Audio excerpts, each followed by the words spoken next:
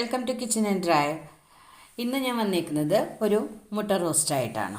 അത് ഒരു സ്പെഷ്യൽ മുട്ട റോസ്റ്റാണ് കേട്ടോ. പുഴുങ്ങിയിട്ട് ഉള്ള മുട്ട റോസ്റ്റല്ല. അത് എങ്ങനെ ഉണ്ടാക്കണമെന്ന് ഞാൻ കാണിച്ചു തരാം. ഒരു ചീനച്ചട്ടിക്ക് എണ്ണ തൂവി അതിലേക്ക് നമ്മൾ മുട്ട പൊട്ടിച്ച് വെച്ചിട്ടുണ്ട്. നമുക്ക് ആ മുട്ട 2-3 മുട്ട നമുക്ക് ഒരു ഫ്രൈഡ് എഗ്ഗ് ഉണ്ടാക്കിയെടുക്കാം. ബുൾസൈ പോലെ ഉണ്ടാക്കിയെടുക്കാം. അതിലേക്ക് ഉപ്പും ആവശ്യത്തിനുള്ള കുരുമുളക് പൊടിയും കൂടി ഇട്ട് കൊടുക്കുന്നുണ്ട്. എന്നിട്ട് അതൊന്ന് നമുക്കൊന്ന് മൂടി വയ്ക്കാം. നമുക്കിതൊന്ന് പതുക്കെ മറിച്ചിട്ട് കൊടുക്കാം. അങ്ങനെ എല്ലാ മുട്ടകളും നമുക്ക് ഫ്രൈഡ് എഗ്ഗ് ആക്കിയെടുക്കാം കേട്ടോ. ബുൾസൈ ആക്കിയെടുക്കാം. അങ്ങനെ എല്ലാ ബുൾസൈയും നമുക്ക് ഉണ്ടാക്കിയെടുക്കാം. നമുക്ക് ഒരു പാൻ അടുപ്പത്ത് വെച്ചിട്ടുണ്ട്. അതിലേക്ക് നമുക്ക് കുറച്ച് വെളിച്ചെണ്ണ ഒഴിച്ചു കൊടുക്കുന്നുണ്ട്. പാനിലേക്ക് നമുക്ക് 1 സ്പൂണ് ഇഞ്ചി വെളുത്തുള്ളി ചതച്ചതിട്ട് കൊടുക്കുന്നുണ്ട്. ഒരു 2 പച്ചമുളക് കുനുകുനെ അരിഞ്ഞതിട്ട് കൊടുക്കുന്നുണ്ട്. അത് നല്ലോണം ഒന്ന് വാട്ടിയെടുത്തതിന് ശേഷം 2 ചെറിയ സവാള നന്നായി പൊടിയായി അരിഞ്ഞതും ഇട്ട് കൊടുക്കുന്നുണ്ട്.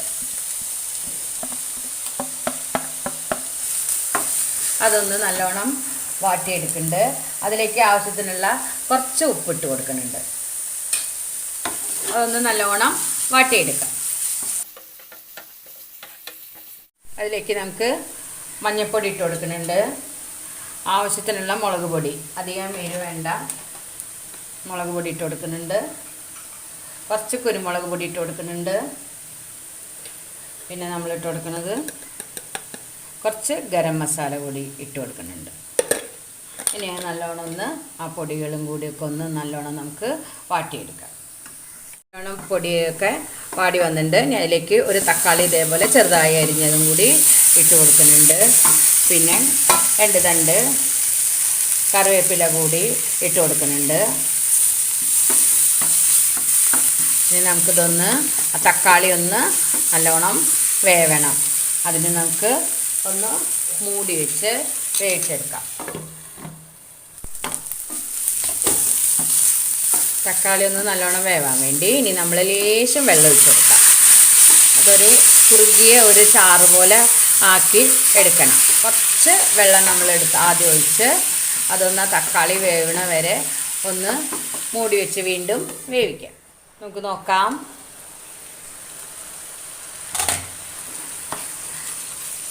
തക്കാളിയൊക്കെ ഒന്ന് നന്നായി വെന്തിട്ടുണ്ട്. ഇനി നമുക്കതിലേക്ക് ബുൾസൈ ഉണ്ടാക്കി വെച്ചത് ഓരോന്ന് ഇട്ട് കൊടുക്കാം. എന്നിട്ട് ഓരോന്നോരോന്ന് ഇതേപോലെ മസാല ഇങ്ങനെ പുരട്ടി ഇങ്ങനെ ആക്കിയെടുക്കാം.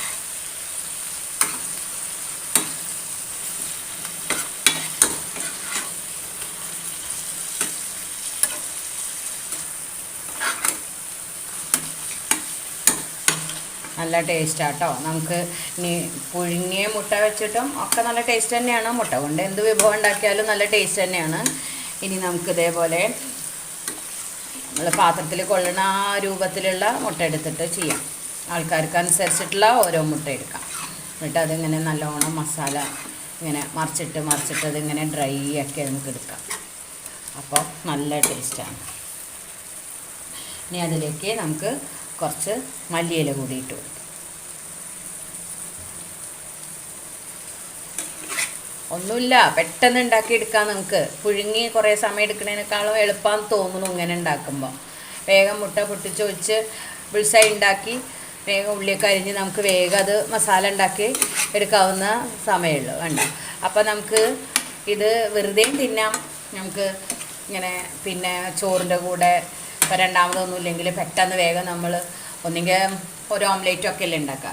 അപ്പോൾ ഒരു സ്പെഷ്യൽ ഒരു മുട്ടക്കറി ഒന്ന് ഇങ്ങനെ ഉണ്ടാക്കാം. ഒരു മുട്ട റോസ്റ്റ് ഇങ്ങനെ ഉണ്ടാക്കി നോക്കാം. ഇപ്പം എല്ലാം ആ മസാലയൊക്കെ കുറുകി നല്ല ഡ്രൈ ആയി അതിൻ്റെ മേലെ ഇങ്ങനെ ചാറൊക്കെ അതിലേക്ക് ഇങ്ങനെ പിടിക്കും. നല്ല ടേസ്റ്റാണ് ഇങ്ങനെ ഉണ്ടാക്കിയാൽ കേട്ടോ. എല്ലാവരും ഒന്ന് ഇങ്ങനെ ഉണ്ടാക്കി നോക്കൂ കേട്ടോ. എല്ലാവർക്കും ഇഷ്ടമാവും. ഇഷ്ടമായാലൊന്ന് ലൈക്ക് ചെയ്യണം, ഷെയർ ചെയ്യണം, സബ്സ്ക്രൈബ് ചെയ്യണം. Thank you for watching.